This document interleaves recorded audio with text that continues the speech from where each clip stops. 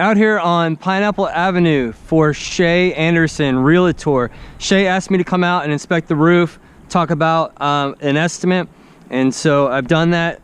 I got to remind myself to walk slow because this elastic coating that they put on top of the roof, super slippery. I've already almost wiped out twice. So what I did, I sectioned off the roof into 3 squares or rectangles so I can measure those. I have the numbers here. First square being over there, that's 800 square feet.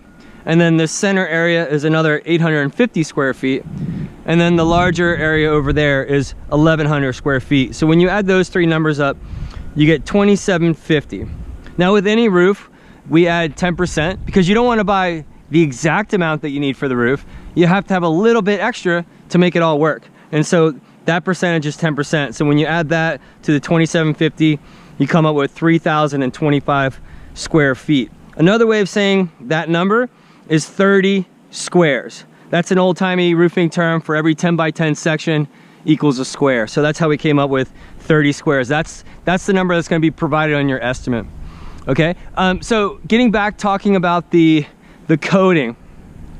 When roofs start to go bad, a lot of times the homeowner will hire someone to do an elastomeric coating.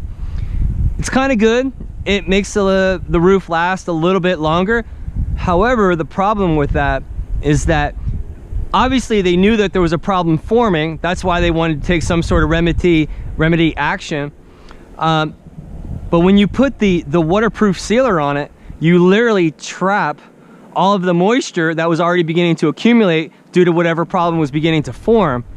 And so not sometimes, but every time that we replace a roof that has the waterproof coating on it like this, a lot of what's underneath is rotted out. So we're going to anticipate that we're going to find rotted wood. I want you to be gently conditioned to the idea that we're going to find rotted wood, but I've already accounted for it in the estimate, so not to worry about that. You'll see that reflected based on what we find. So let me talk for a second about how Florida Native is going to redo this roof for you.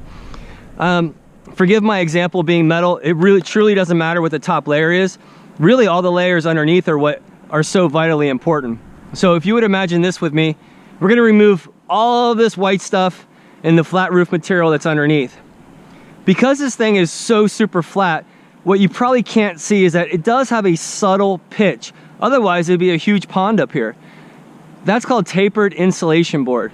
So when we take off the flat roof material, take off the probably very soaked tapered insulation board, we're gonna get down to the bare plywood. Like I mentioned, any of that bare plywood that's been rotted out over the years, we're gonna replace that. Building codes for the city and for the county every couple years get updated.